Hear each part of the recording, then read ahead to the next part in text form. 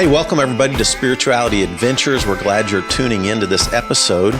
We are a viewer and listener supported podcast, so we really appreciate you listening, watching on YouTube. We really encourage you to subscribe to whatever platform you're using. If you're on YouTube, hit that subscribe button, or if you're on Apple or however you listen to a podcast, be sure and subscribe. We greatly appreciate it. Also, make comments if you like it and share it if you like it. We really need people to make comments and share the episodes that you like.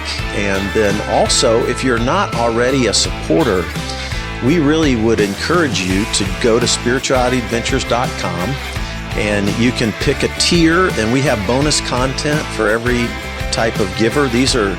This is a nonprofit, so they're tax-deductible donations, but we do provide bonus content for those who are supporters. So be a part of the team, help support Spirituality Adventures, and we're so glad you're tuning into this episode. Welcome, everybody, to Spirituality Adventures. Thanks for tuning into this episode. I am so excited to interview Dr. Tina Schermer Sellers. And I actually heard of you when I was meeting with my female therapist after my huge meltdown a few years ago. I met with her. I still meet with her occasionally, but I met weekly with her like for a couple of years. And she recommended Sex, God, and the Conservative Church. And after I got my podcast going, I kept going, I'm going to try to get Tina on there, because I read it, loved it, and could relate so much to it because I grew up with a very conservative, shame-based sexual ethic. And then as a megachurch pastor, we'll talk about this a little bit. But yeah, thank you, Tina, for joining us on Spirituality Adventures. Thank you so much for having me. I am thrilled to be here. This is going to be a lot of fun, Fred. So thanks for inviting me. You bet. So let's get a little of your background just so our audience can kind of, relate to where did you grow up? What was your faith family background like? Just a quick info to Tina and who you are. So I don't think I realized it at the time, but I grew up in a really odd family and became a pretty odd person. I grew up in the Pacific Northwest. I grew up in a Swedish immigrant home.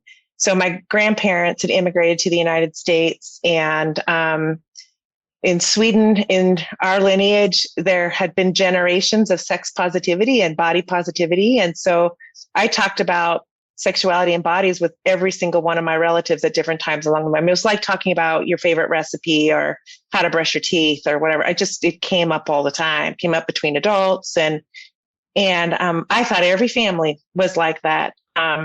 So that was kind of my family. I mean, it had its own stuff like families do, but it was body and sex positive. So I, went to school, went to college. Like I said, I did my teens and my 20s down in Southern California and really wanted to be a junior high and high school teacher. That's kind of where I wanted to start out. And so I started out there, but it was with working with kids that I started to realize what was happening at home for them was really impacting their ability to learn. And I thought, how can I intervene at that level to help free kids up to just be able to grow and learn and be? So I ended up going back to school, moved back to Washington, and went and got a degree in marriage and family therapy. And I don't know, a year or two after I graduated, I was asked to teach in the program I had just graduated from. So I started teaching in it. And one of the courses that they asked me to teach was the human sexuality course, which is a required graduate course for licensure. None of the other professors wanted to teach it. And I was like, yeah, I'm totally game. Like that to me is like my funnest class. Like just, yeah. But I was like, why aren't they jumping at it? Like, I just didn't understand why the other teachers, it took me a while. And it was actually my students and some of my clients that really taught me why people were shying away from sexuality so much. The combination of spending my adolescence in the 60s and 70s and then growing up in the home that I did just didn't give me an accurate pulse on what had been happening in the United States post 1980 and abstinence only and all of that. And so it was in that process of teaching that I became really aware of the impact of sexual shame and started becoming really interested in doing research around it. and understanding it and then speaking about it, because I was dealing with students and clients that were dealing with symptomology that looked exactly like somebody who had been sexually abused as a child, but they had not experienced it in the traditional sense. And I thought, but no way does the church know this is happening. It just doesn't know. And so that's when I started, working in that. And then I went back and got my PhD in clinical sexology, and took 11 years to write the book you have in your hands. Yeah. So. Yes, which everybody, this is Sex, God, and the Conservative Church, subtitle, Erasing Shame from Sexual Intimacy. Yeah. So you, in your practice, started getting young people. And you, by the way, you were in a Christian college, right? I was, but I was teaching in a graduate school. So It was a little less, I don't know. I mean, people certainly could be of any faith and orientation or tradition to come into our graduate school, in part because we were accredited and we had to prove that we were open and affirming, even if the school was not. Our department had to be. Yeah. Interesting. Okay. Mm-hmm. But you were getting Christian kids. In your counseling practice. Yeah. Right? Who had grown up in very conservative Christian sexual ethics. Right. Is that right? Yeah, I was. I probably had 40 to 50% of my students who had that background and the others that did not. Okay. So it was about a split like that. But there also was not this as much of a difference between those two as they would write papers about growing up in sexuality, because I'd ask them to write their sexual autobiography and to really reflect on what legacy did they inherit? Is that a legacy that they want? And all of this. And there wasn't a huge difference between the two. This was part of what baffled me. I couldn't figure out why I was seeing so much shame, self-hatred, disgust, feeling like perverts, seeing it from so many of my students. And what I realized is I was hitting this was around the year 2000. I started teaching the class in 92. I was hitting this convergence of abstinence-only education across the United States, which was religious education. Right. And then kids who also were maybe in youth groups, et cetera. So both of them were getting this. It just would be usually a little bit heavier for those kids, not just those kids who were religious, but those kids that were really earnest or really anxious, just by nature. They're the ones that absorbed this stuff, hook, line, and sinker. Just nailed me right there. I've got anxiety disorder, and once I came to Jesus, I was all in, thoroughly committed. And one of my observations, just as pastoring in this evangelical world for decades, is that those of us who took it most seriously almost are most harmed by it, almost the sex-based side of it. Oh, I would say absolutely. Across the board. I blew it off and said, that's stupid. Yeah. There's a resiliency that they had, right? That for whatever reason that they were able to be like, I don't think that, I don't believe that, that's hogwash, whatever. That was a kind of protection. But the kids that were earnest and really anxious, man, they took it in all the way. And it manifests in their body. Like their body often is like, they've got erectile dysfunction, they've got sexual pelvic floor pain, all kinds of things. Like their whole being took it in. Whole being took it in. And I had never seen that in people that young, in their 20s and 30s. And I worked in, I also did a lot of stuff in medical family therapy. So I had a faculty appointment in family medicine at the University of Washington. So my doctors were seeing it too, and we were all scratching our heads at the beginning, like, what is going on here? So yeah, it was big. So I'm going to locate myself personally on this based thing. And then we'll roll from there. Cause so I came to Christ in 1977. I was a shy kid.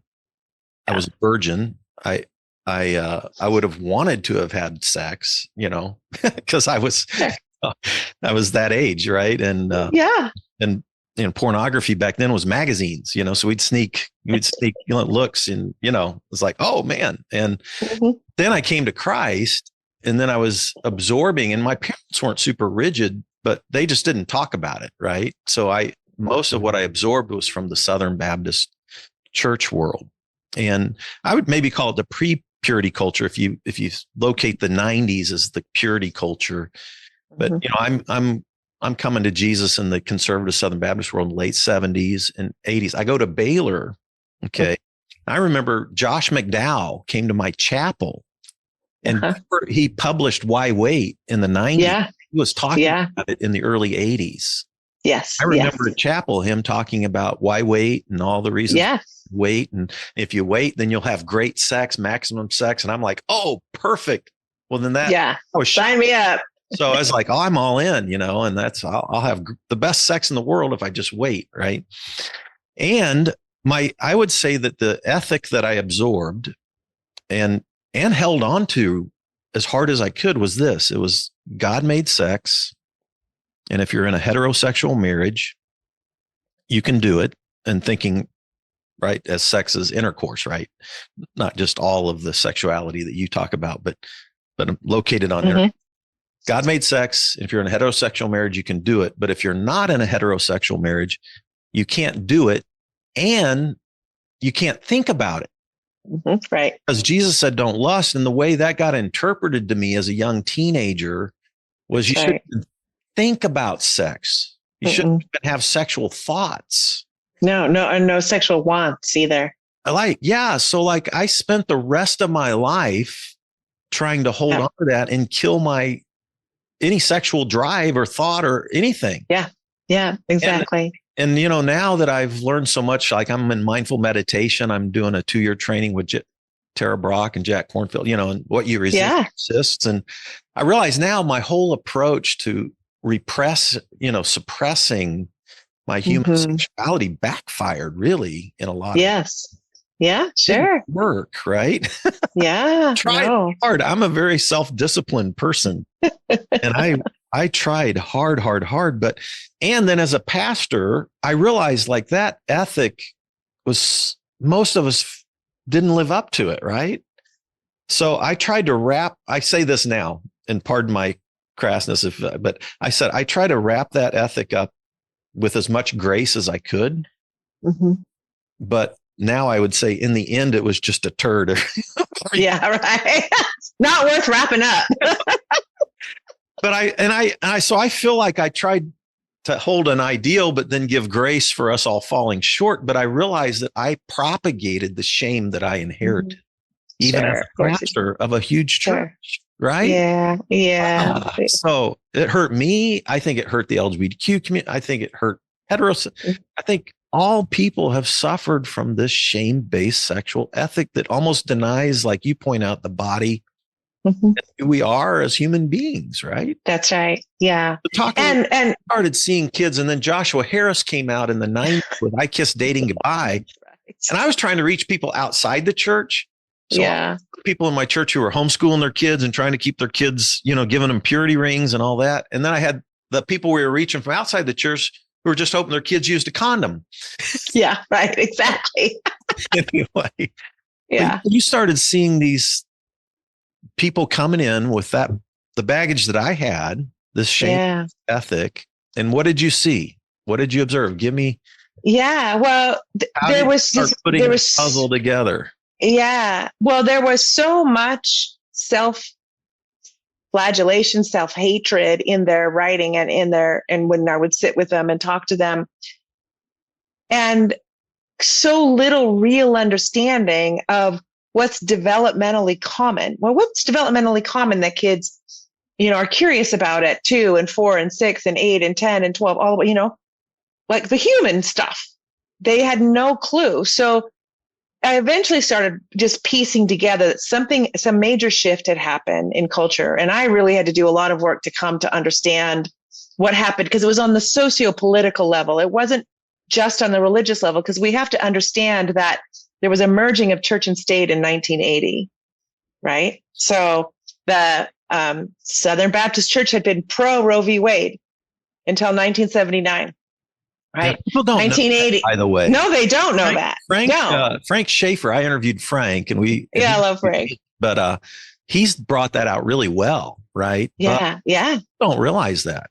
No, they don't. And they went after abortion because they could no longer get funding in Christian schools for segregation. And that's what they had been doing and had been kind of pumping. Well, also pre 1980, the evangelical world, including the Southern Baptist Church, was very apolitical, was not very political. Well, then there started to be this shift that happened. They got Reagan into office. He was the puppet, right? They started getting these people like Jerry Falwell and whatever to be spokespersons for what the religious right wanted. And the moral majority and religious right became a political arm of the Republican Party. This was to advance capitalism. This had nothing to do with family values, but this is what happened. And they dropped regulations on the banks. They dropped regulations on media, right? So meanwhile, what's also happening is we have an influx of video games. This is now new. We then have the internet, and that's new. And then we have social media that climbs on board. So meanwhile, when the media has now no regulations, it can say and do anything that makes money for the stockholders. Now we have all kinds of an increase of violence against women. So this is what's happening in culture. This is really important to understand because at the same time, we've withdrawn sex education. We've withdrawn sex research in the United States. We've inputted abstinence education, which is 80% medically inaccurate. It's really about scaring people. Yeah, sex is dangerous. It's going to kill you. Put that in quotes. Say it again. 80%. 80% inaccurate. Of medically inaccurate. Right now, curriculum. The curriculum itself has been researched, right? 80% medically inaccurate. It was really about scaring people, right? Sex is dangerous. It will kill you because remember, 1980, AIDS hit the East Coast, 85 West Coast, right? We had a real reaction to second wave feminism. And then we had an economic downturn. So we had a very frightened public, perfect in the hands of people with power, right? To get them all riled up. And that's exactly what happened. So now kids they're not getting sex education at home. There's much more of a push to start, make money, get that career, blah, blah, blah, and it becomes harder for people to get ahead. So there's less child development information in the for people, less sex education, but the media is giving us all kinds of quote unquote education on people are to use each other. Exploitation is the name of the game, right? Women are there for men's pleasure. Women are getting it too. It's just becomes this huge mess. Then we wonder, how did we get to where we are now, where we have such a rape culture? Well, this is what was happening. This is what was unfolding beginning in 1980. And it began to hit a kind of a peak in the early 90s, which is what you're seeing and talking about, right? Yep. Where really the True Love Waits thing, Josh's book, Josh was, and I've said this, I've actually even written and talked to him before, but he was a 21-year-old. He was a pawn in the hands of men who knew better. You think Josh McDowell was a pawn? Oh, not Josh. I'm sorry, not Josh McDowell. Joshua Harris. Josh Harris, yeah. But Josh Harris was a pawn. Yeah, not Josh McDowell. He was older. Right. Yeah, sorry. Yeah. No, but Josh Harris definitely a pawn. And he's talking about that now, I think, right? I hope so. I don't know. I've not heard an interview where he has spoken about lots of things for sure, which is nice. But with Pete Enns on the Bible from People, and it was it was really good, actually. I mean, went into how it was a marketing thing from the it was. It absolutely was. Poster child, and he's poster child. Yeah. I wrote a blog post on it. This was back in 2016 or 17, and when he got, people started coming after him around, he got interviewed by NPR, and I'm like, hey, everybody, you need to understand your history. Josh was 21. Mm-hmm. He is not. Feel free to hold him accountable for the things that his book did, but understand who he was in the bigger system, the bigger oppressive system that was going on, So, yeah. Anyway, it's it's a lot. Yeah. And it really, so let's contrast quickly. Yeah. Because then I want to dive into your model for healing sexual shame, which Yeah. Frank Okay. name AIM thing. And then I love the way those 2 chapters where you did the anatomy of intimacy and then the practice of intimacy. I thought that Yeah. was really helpful for me even to be able to, sort of granulate all of those expressions of sexuality. That Yeah. kind of what it did for me is like, oh, Mm-hmm. cool. There's this whole world of play Yes. that isn't just centered around intercourse, right? So, Right. Exactly. Yeah. I mean, but, and I think it begs the question, I think, what's the purpose of sex? mhm. What's the purpose, right? Because if you can have bad intercourse, I don't think that's the purpose. And a lot of people do really bad transactional intercourse, like one person really wants the heart of the other person, and the other person's like, I don't want to be here. And Yeah. they're doing it anyway. Yeah. And they both don't get what they need and want. And that's not the purpose, I'm always blowing that up. Or that can, absolutely. That can happen in any sexual. Oh yeah. It happens so much in marriage. I got to tell you, it fills sex therapists' offices. Yeah.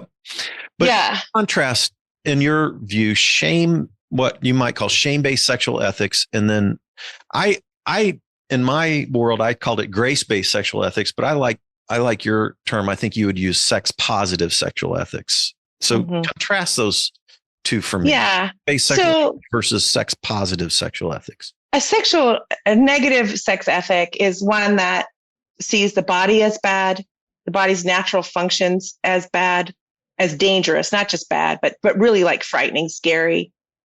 Sexual desire as bad, right? So just your want for connection and to share connection and pleasure, that's bad. And so it leaves people juxtaposed to themselves. Like they can't see this, for lots of people, it feels powerful. It feels like this powerful, like not just drive to move through your arousal cycle, but drive to bond, drive to really connect with somebody, right? And it alienates you from that delicious part of yourself, really, and a part that's important to understand. And this is why I went into some of the Jewish teaching in the book, because they've got some beautiful positive things in there. But when you see desire as really the heart of God within you, it's like at your first breath at birth, you're breathing in the in spirit of God. And the way that moves in and out of your body all the time is through your desires. I want to go play with my kids, or I want to go do this, or I want to do that. Now, does all desire good? Well, the ethic in desire is that you want desire to serve love and justice. So serve love and justice for you, serve love and justice for someone else. Right. And so you just are asked to examine before you leap, is that the way I'm going about honoring this desire or honoring this want, right? Does it make more good in the world, right? Kind of a thing. But the power of it is what drives all our innovation. It drives our connection. It drives our play. It drives our fun, our memory. So much of what's good in life comes from our desire to do something that brings us joy, right? So this is seen as bad too. So all of that is part of what I think of as sex negativity. Sex positivity is basically kind of the opposite of that. It sees the body as purposeful and important and worth understanding and knowing. It sees desire as good, but asks you to manage it so that you have a sense of accountability to yourself and to anybody else.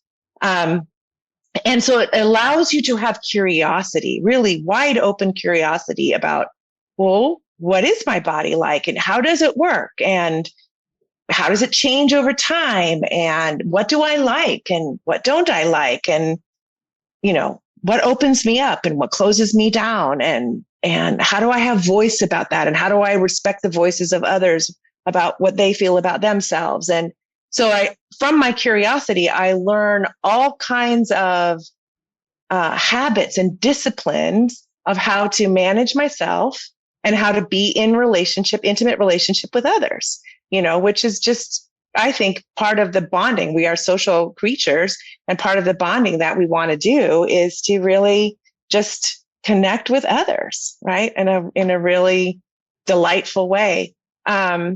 When we shut it all down, then everything goes underground. Mm-hmm. Right? And when it goes underground, then there's no ethic in the underground except for whatever is the ethic of the culture that you live in. Mm. And so then we wonder why people find themselves in situations they don't want to be in, because they're swimming in a place without any awareness, knowledge, ethics, conversation, words, even to enter into it, right? They're just, I'm supposed to know, so I'm just going to pretend I know, and we see people getting hurt all the time. What we don't talk about is sexuality, just like love, can be also remarkably healing when it's done in the context of mindfulness about me and mindfulness about you. Yeah. And conversation and all of that. It can be like you can feel ushered into a liminal space. Yeah. Yeah. So, and I wish we had churches that taught that. I'm going to try. I'm trying to, do better. As Maya Angelou said, when you know better, do better, right? Do better. That's right. I'm trying. Yeah. And I'm growing, I'm healing myself. So I'm curious, like if you think about all the, domestic violence, I mean, the stats on women who have experienced different types of abuse, it's the numbers are just massive, right? Staggering.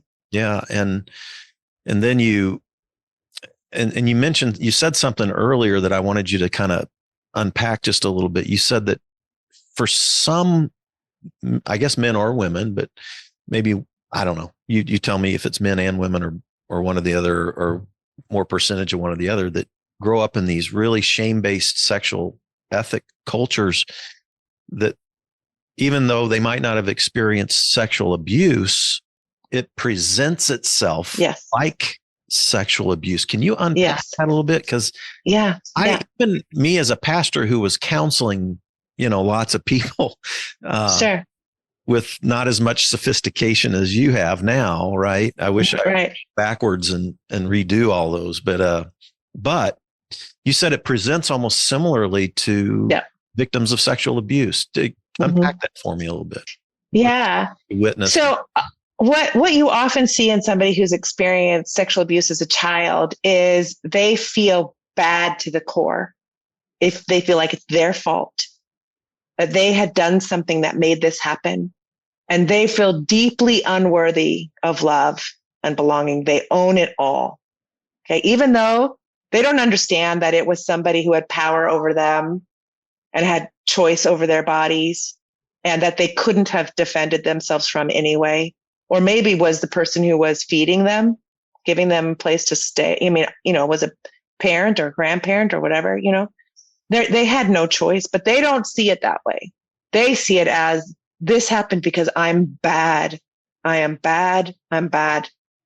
And that's and then it can sometimes manifest in physical kinds of things, like pelvic pain, erectile dysfunction, chronic pain, just all kinds of things. Like the body keeps score, as we know now, right, from the literature, right? Yeah.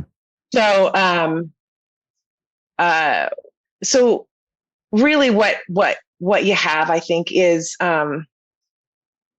you have kids that are just deeply hurt. Now, the reason that kids who grew up in purity culture were showing up with this too was, and I'm going to share with you a definition of what sexual shame is in a minute, just so that you can see how pervasive it is.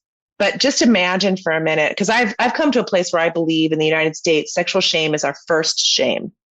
And that is because imagine that you are in a home, religious or not, but where parents believe to their core that sex and sexuality and bodies and all that stuff. It's dangerous.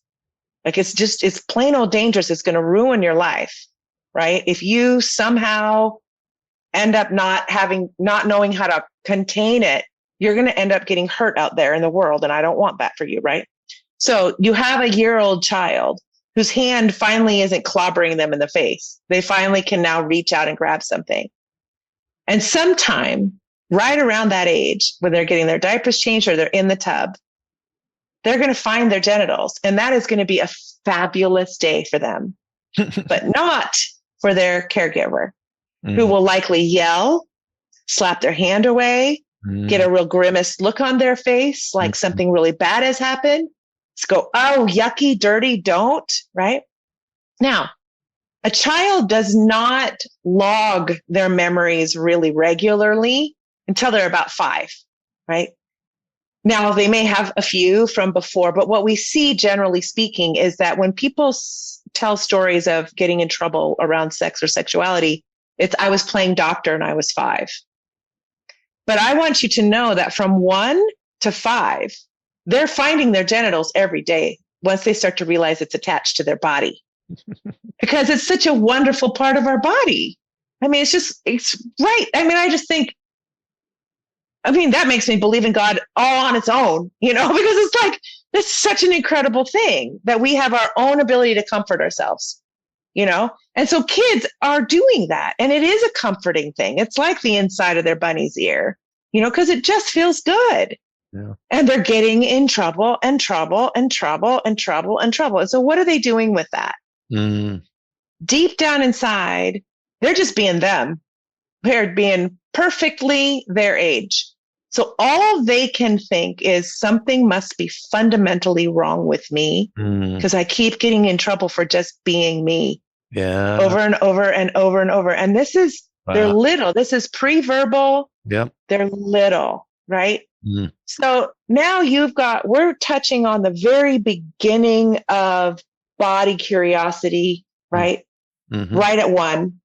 And so at 2 and 3, when they start figuring out, like, they start noticing gender differences, and maybe they're just like, they match, like they were born with female parts and they feel like a girl, or they were born with male parts and they feel like a boy, and everybody's celebrating that. Great.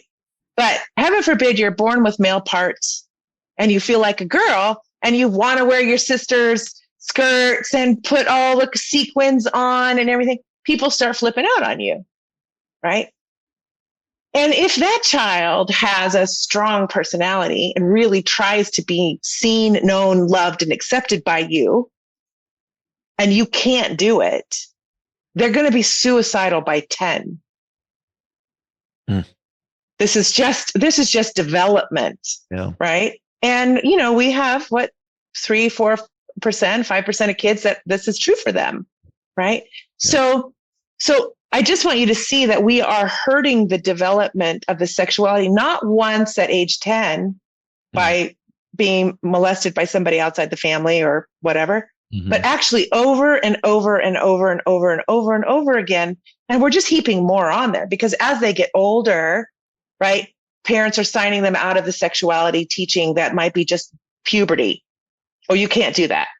That's not good. That's dangerous. So now you're having to tell your friends, well, I can't go. My parents don't want me to go, right? It becomes just more. But meanwhile, we've got this highly eroticized, highly violent, highly consumer-based sexuality that's being sold on the media, whether it's movies, video games, right? Whatever, online.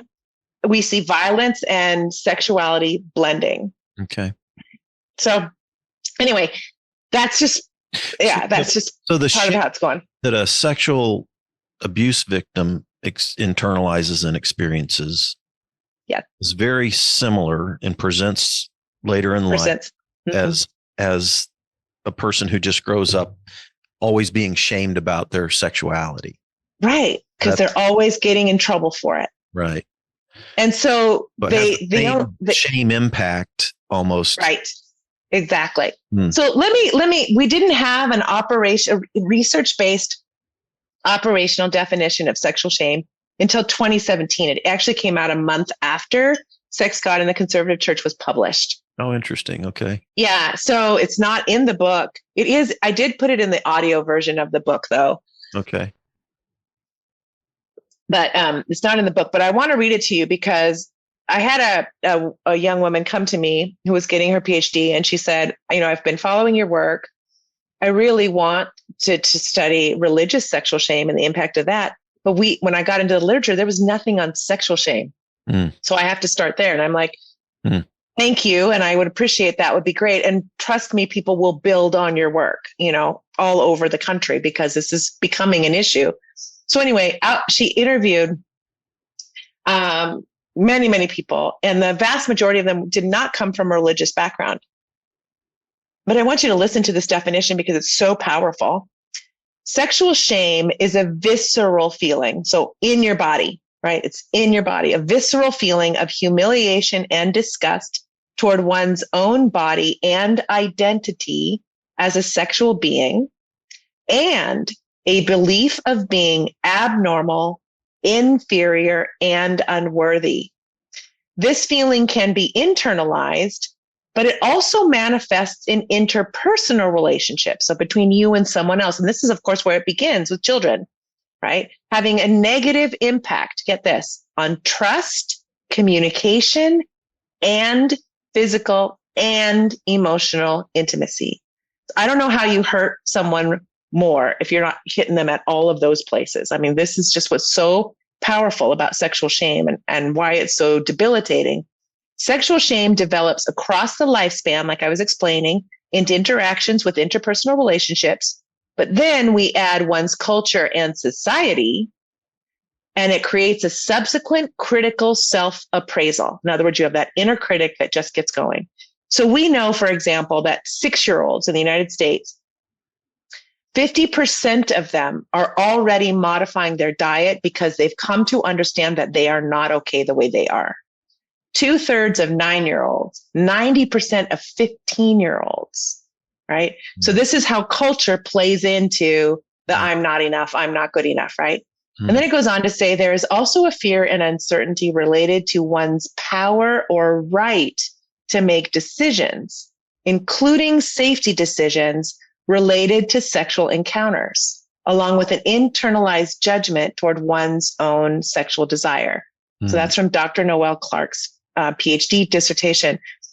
What that last piece reminds me of, there's a couple of really remarkable books written by Peggy Ornstein. One's called Girls and Sex and one's called Boys and Sex. In Girls and Sex, she interviewed about 80 girls, 15 to 22. And she said, they felt confident and competent in so many areas of their life until they got ready to go out. And then they were putting down 3, 4, and 5 shots of hard liquor because they didn't know if they could keep themselves safe or if they had the right to.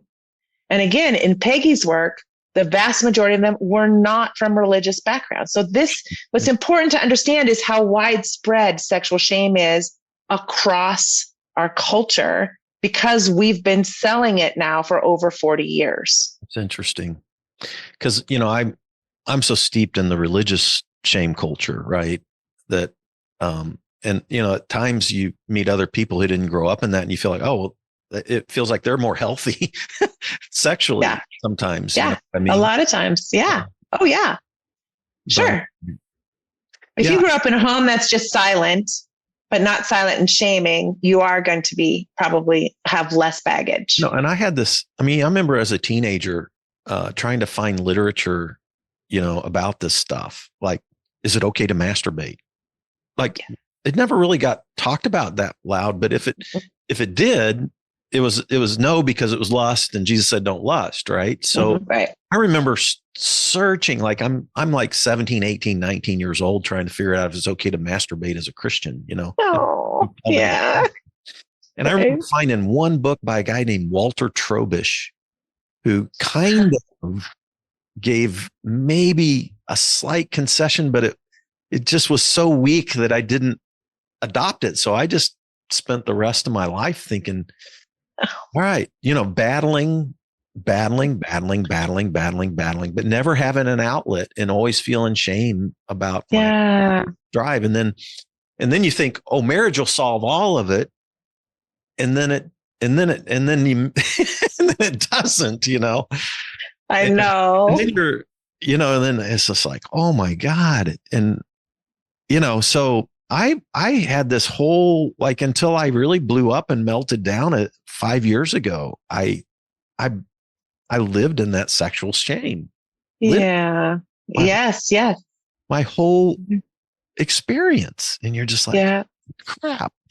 I know. And it's such a beautiful part of you, Right. really such a vibrant, beautiful part. Yeah. And that's why I would cry when I would read these things, and I would end up in my chair's office just crying, saying, they're getting hurt in the most tender, sweetest place in them. Yeah. It's just killing me. Yeah. And, like Josh McDowell, and, he would pile on the, man, if you do these things before marriage, then it's just going to ruin your life. You know what I mean? And that's what the research shows about premarital sex. Does it screw people up like? No. And the thing is, Josh knew better too. I mean, if he stopped and thought about it, he would know better, because chances are he did his own kind of things too, but you just thought it would be better if everybody else didn't do that. The percent, it's Southern Baptist pastors that I know that actually waited till they got married is very small. That's right. Right. It's about 12% of the general public, actually. They taught it, they held on to it, they spread. Yeah, sure. And then what you don't realize is that is sometimes, they don't talk about what's going on behind the scenes in their marriage. So that's right. And there's often a lot. Like me, people would have probably thought, oh, Fred's got a great marriage. You know what I'm saying? Until it blows up.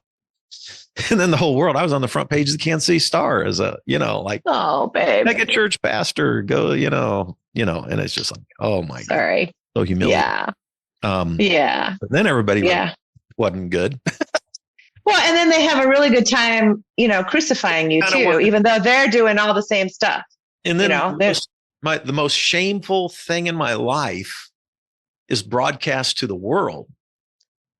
And then you literally don't want to live anymore. I mean, I went through my year 2019 was just like, I just don't even want to live. This is too painful. Too painful. Yeah. And absolutely. So, and you rethink this thing. And I love the way, by the way, we won't dive into this, but I love the way in your book, how you showed how the Hebrew tradition had a lot of sex positive messages in it. And then as it got filtered through asceticism, early Christianity, Constantine and Augustine. That's right. Then it got, turned into this crazy shame-based sexual ethic that didn't come from Hebrew tradition. It did not. No, it did not. And nor could you craft it from Jesus' ministry either. Jesus' ministry wouldn't be one where deny yourself. And then if you don't deny yourself, blame women. I mean, Jesus would never have endorsed that way of being, but then that was the sexual ethic that emerged in the 4th century. Yeah, you're right. And still is there today. I think so. 100%. Yeah. I still have evangelical pastor friends who are still propagating that kind of stuff, I know. Yes, I do. Wow. Oh boy. Yeah. There's a lot of pain. But you asked a really good question. You asked a question. Well, so what about people who have sex before marriage, right? Here are the things that we know. What we know is if a child has sex, usually pre 14, 15, they often just don't know enough yet to set up that experience in a way that they can feel good about it later, right? Because they're just still so young, right? And so a lot of people, even if they have an okay experience at that age, they'll say, I just wish I was a little older, because I was still pretty little. So you'll hear that. Once people are like 15, 16, 17, if they have a relationship with somebody they deeply care about, they feel cared about, they feel like they had choice in what happened in the matter, and it was a loving relationship, they'll often, and it doesn't, religious or not, they'll Mm. often describe that as a sweet memory. Mm. And I had so many Christian kids that would say, I know I should feel guilty about that, but I don't. Right. It was really, they would write this. It really was a sweet relationship, right? Yeah. If people have sexual relationships that feel exploitive in any way, doesn't matter their age, and they can be married, they do not like it, because to be exploited is not to be loved and cared for. Yeah. It's to be taken advantage of, Right. right? And so exploitation, whether it occurs for the 16-year-old or the 56-year-old, it doesn't feel good.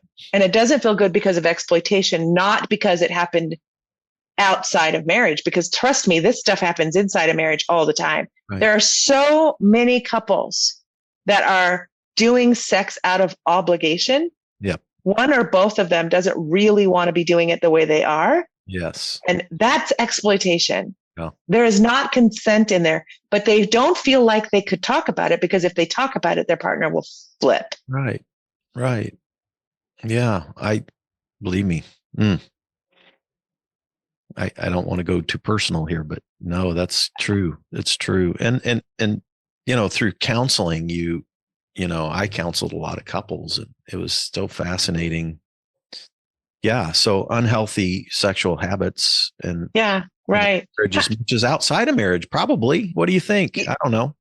Well, honestly, I think as consent and the conversation about consent increases, and when people have more and more understanding, and then understand that actually talking about what you feel up for is a really important thing to do in order to have a good experience. And that sex isn't penis and vagina intercourse. That's not, we want to have good sexual experiences. So let's design something together that's about connection and pleasure that we both feel up for. And then people are having good experiences. Now they can do that inside and outside of marriage as adults and have really good experiences. I would love to see us move toward that, but we have to start with some sex education. Yeah. So many people just don't there's so much they don't understand about themselves and others.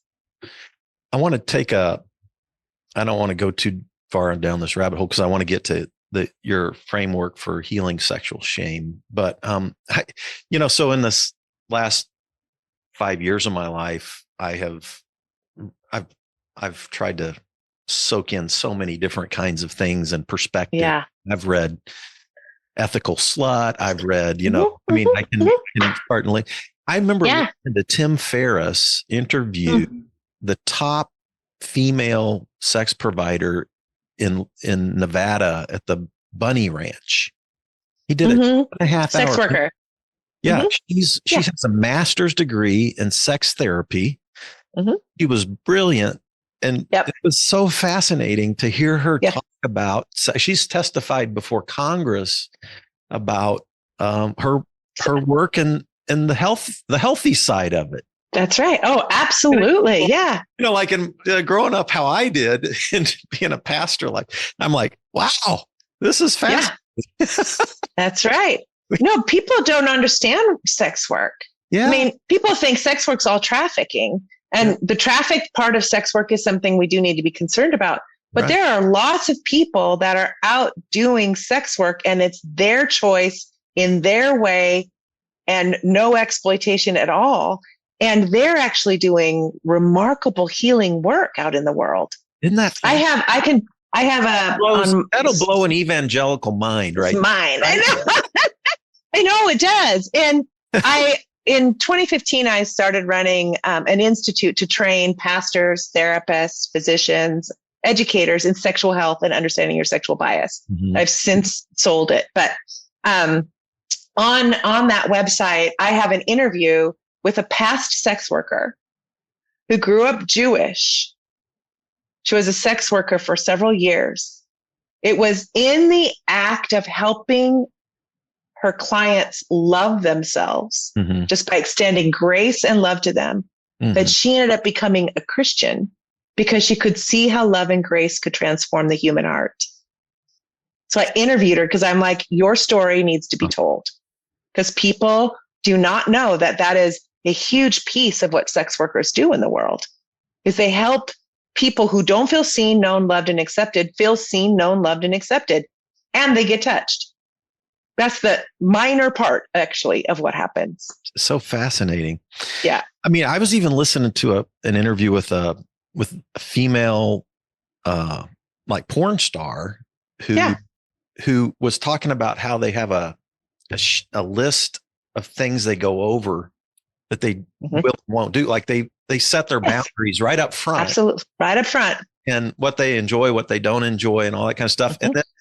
And this was the one I was listening to was funny because they said, I wish we would do that in our personal world. Yes. Because, you're negotiating based on your own preferences and boundaries and stuff like that. And how do you discover that? If you think sex and every sexual thought and desire and pleasure and is evil until you get married, and then all of a sudden you're married, but you've never ever talked about it. You've never explored it. You don't know what you're doing. You felt guilty if you did explore it. Right. Yes. Right. And this is right. It sets people up for failure. Yeah, I know. I mean, you start to lay it out and you're like, wait a minute, we are setting people up for failure. What other area of our lives do we raise our children and say, there's something really important that you're going to want to be involved in later in life, but we're not going to teach you anything about it. And in fact, if you learn about it all, that will be bad for you. That could ruin your future. What? And then 16, we hand them keys to a car? Yeah. Or 20, we hand them keys to a plane and we expect them to be safe? I mean, it's absolutely asinine. It is. But that's what we do. It's how. And the opposite is true. When you raise children to give them the information along the way, you'd be surprised. They're confident. They have voice. They know where they begin and end. They know what exploitation looks like. They call BS on things that are happening out there. They are like, yeah, I'm not really interested in being involved with somebody because kids are too young and immature. I'm going to wait until I actually meet somebody who's mature and worth my time. Maybe college. We'll see. Okay. So they get involved with sex later because they know what they want. I mean, they've been in conversation about relationships and how you want to be treated and how you don't want to be treated and how somebody's treating you well. I mean, all the things. Yep. So fascinating. So let's talk about how do we heal this shame? Yeah. You have the 4.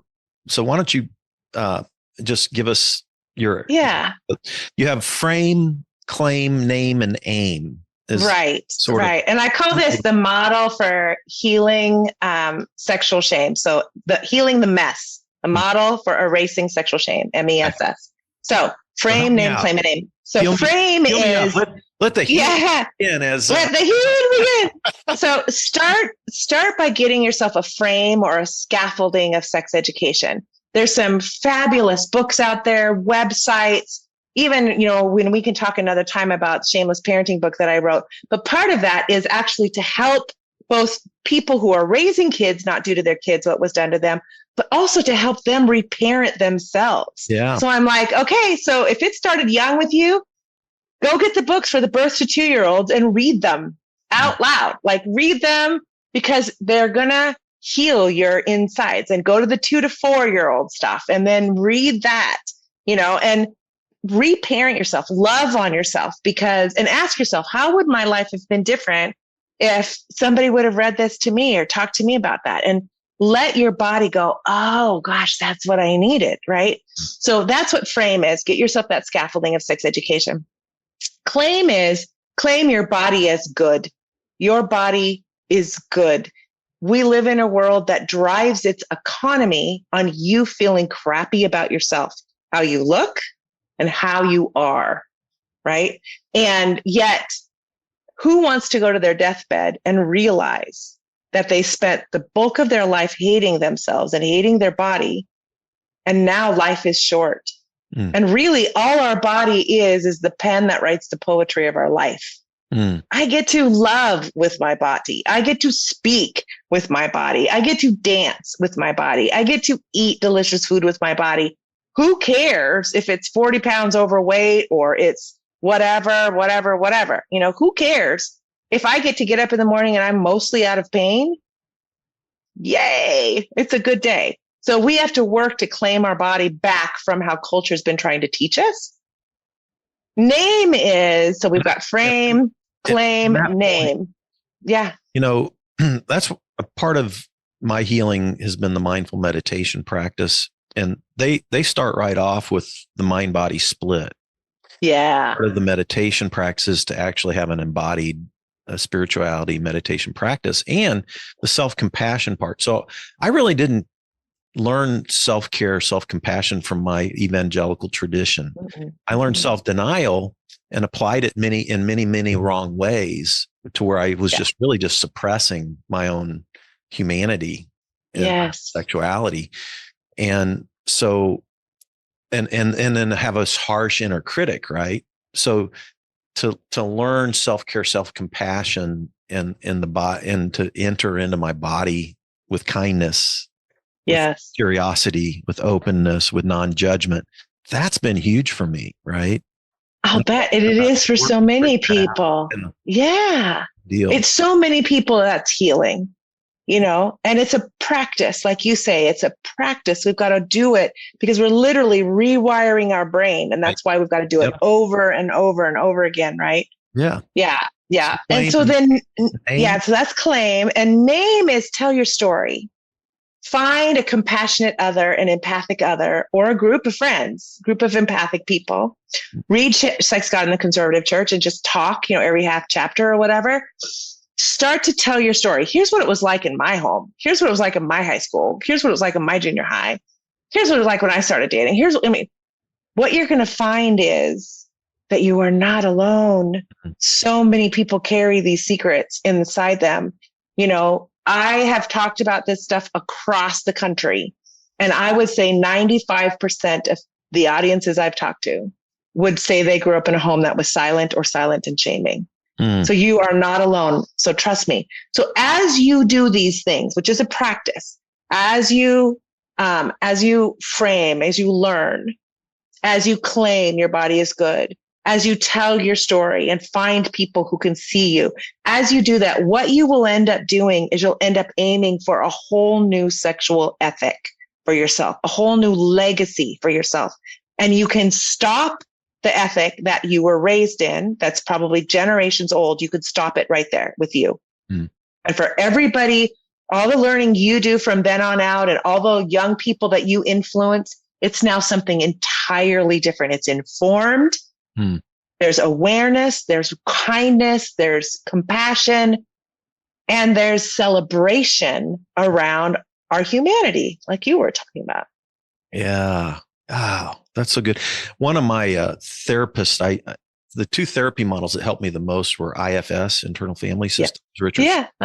Richards. Yeah. I actually interviewed a guy from Claremont School of Theology who's a good friend of Richard Schwartz. Dix. Yeah. On my accounts. And then the other one was DBT, Marshall Linehan's dialectical behavior therapy. And lady that started DBT here in Kansas City, I've interviewed her, and she was actually one of my therapists.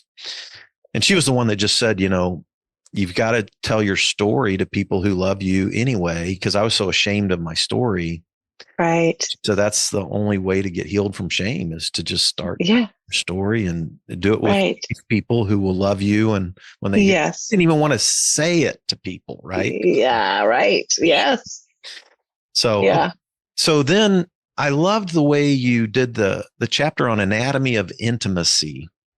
You give 7, and I can't remember who the person that originated those 7 continuum. Yeah, Lana Walker, and I can't remember her husband's name, but they had a book and ran some retreats. Yeah. Yeah, but it was like tell me if I'm how I received it when I read it. Yeah. Kind of granulated out sexuality in a lot of different ways, and kind of gave you here's the positive side of this on a spectrum, and here's the negative side. So like you had intimacy of body, illness on the other side, health and well-being. You had sensuality on the one side, pain, and the other side, pleasure. which by the way, about the pleasure, all pleasure was almost had to be evil, and then you desire the rejection side or the sexual energy side, your heart, the abandonment side, the love side, the trust, betrayal, honesty, aesthetic, which I love the aesthetic, shame, beauty, gratitude, creativity, and then the ecstatic, the cynicism, and then the like union. This kind of a dynamic, right? Yeah, that ineffable experience you can't put words to. So it gave me like this sense of granulated, like a beautiful spectrum of play with our sexuality. Yes. And then you gave these practices of intimacy that I thought would just be so fun if you had a partner that you could just talk through and play through all of those kind of things. It's like, oh, cool. Yeah. One of my things is to counter my shame. Like one of the things I've always desired is to be naked and unashamed. Yes. That kind of brought that out in a beautiful way. Is how can we live with our nakedness, our vulnerability, the sexuality, and yet in a beautiful way that's not filled with shame. As soon as that shame goes away, life, Yeah, exactly. Yeah, there's a liberation there. And it's not to say that there aren't boundaries. Together, you create boundaries, right? So people will be like, oh, people are going to go wild. I remember I had a theology prof go like, Tina, you listen to you talk and you think you're just going to let people go wild. And I'm like, yeah, actually, wild is kind of what already is happening.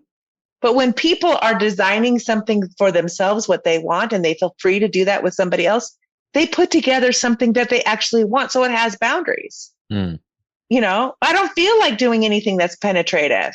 I want to do something in water. You're like, people are designing what they want. And of course it's contained. And because it's contained, there's freedom. Right. Because it's contained. Yeah. At least 50 shades of gray or more, So I'm just trust me, there's more. There's a lot more. I love learning about it. I love meeting people who, like you were talking about, what you were, learning from that, I think it was a sex worker that you were talking about. Not her name, but it's a Tim Ferriss interview that Tim Ferriss, right, did the interview. Well, it's really good. Yeah, I'll bet it was. I love Tim's interviews anyway. They're pretty good. But anyway, if you meet anybody who identifies as somebody who likes kink, whatever it is, any different, and they're involved in a kink community in some, Kansas City is going to have a kink community. I mean, every major city does. What you're going to find when you talk to them is the kink community's had this right for years. You go to a new members class, you learn all the rules of the place. No substances are used. If you come to play, you have to sit and negotiate your entire scene before you start it. If in the middle of the scene, you get so hot and bothered, you want to do something different, and you say to your partner, I want to do this, your partner will say, great idea, not this time, because we didn't negotiate it ahead of time. We can do it next time. There's always a next time, right? And you stay within the boundaries of what you decided on. And then you take time when the scene is over to process together how it went. They call it aftercare. And this has been happening for years, hundreds of years, probably in the kink community. And just like what was said at, you talk about your safe words ahead of time. Oh, right? Everything. Yes. Everything. And this is what allows it to give you the liberation to have fun, because the container's been set. The way vanilla people and straight people in particular do it out in the world is nothing is talked about. Nothing is known. Things start to happen and people don't know how to stop it. And substances are often involved. Interesting. And I would say that the assault rate for women is closer to 80%. Find me a woman over 30 who says who's been out in the world dating or seeing people, who says she's never had a sexual experience. that she didn't want. Wow. I have yet to meet one. Wow. They have at least one that they didn't want. Interesting. Wow. Yes. And that would include married people. Oh, absolutely. It's happening all the time in marriage. Right. Yes. Oh. And I would love for people to feel the freedom of, I know when I'm going to go play with my person, it's going to be fun and enjoyable. And what I want is cared about, and what they want is cared about. May not look like any other time we've done it before, but that's good because I don't like eating Cheerios for breakfast, lunch, and dinner anyway. So I like it to be a banquet of fun. Yeah. Well, Tina, I would love it if you'd come back and I haven't read the Shameless Parenting yet, but as I was trying to process my own reshaping of my sexual ethic, I even though I don't have kids, I tried to think about it through that lens. Like, how would I want to raise kids? Yeah. That they don't have the kind of shame that I carry, Mm-hmm. So I actually think a book like that can even help adults. So like when I read it, it'll help me. Yeah. Oh, yeah. Come back and let me interview you again. Yeah, let's do that, and really pay attention to how it spoke to you, because I would love to hear that from you. Yeah. So give people, how can you've got a website, your book, your Sex, God, and the Conservative Church, you've got Shameless Parenting. What's the website? And then just give us a quick, what are you doing right now?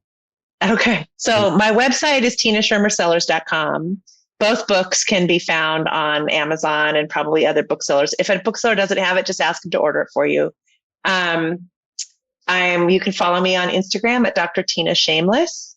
And then what I'm doing right now, and there also is a baby Instagram, is I have started a organization for physicians, prescribers, and therapists who have gone on to get trained in psychedelic assisted therapy. The research is showing remarkable ability to heal trauma. At some point in a couple of years, I'll likely do a clinical trial on people with religious sexual trauma, specifically, because I don't know who else out there is curious about this like I am. But I'm really interested in supporting the professionals, the clinicians that are going to try to bring these medicines, these very sacred medicines, to people's lives and help them to heal faster than they're able to heal with just the kinds of therapies that we have right now. So that's what I'm about. And my tiny little Instagram is Inanna, INANNA _ rising, RISING _ PAT, which stands for psychedelic assisted therapy. And then I have a website that is inannarising.org. And you can go learn about it there. And Inanna what is so that? Inanna is a Mesopotamian goddess of love and justice. Okay. And so this is very much in honor of the sacred feminine. Okay. Excellent. Yeah. Well, beautiful. Thank you for sharing. Thanks for being on the podcast. Thanks for everybody for tuning in. And man, share this with other people. This is such a vital, I just think our whole country needs this message. Oh my gosh. Yeah. Thanks for bringing it to the forefront and spending your life in this. Appreciate it. Oh, sure. It's been a joy. Thanks for bringing me on, Fred. It was really fun. All right. Thanks, everybody. We'll see you next time. Hey, you made it to the end. Thanks for listening all the way through on this episode. By the way, if you're not already a supporter, go to spiritualityadventures.com, sign up for one of our monthly supports, and you will receive our bonus content. You'll receive lots of interesting information about our guests. Many of our musicians will do special bonus songs and record a song. So I want to encourage you to do that. Thanks for listening. Thanks for watching. Be sure and subscribe. Be sure and share any of the episodes that you like. And be sure and make comments if you like them as well. This helps us get Spirituality Adventures out there to more listeners, more watchers. So whatever platform you're using, subscribe, like, share, make comments, and go to our website, sign up for our team, and be a part of the team support. Thank you so much, and we'll see you next time.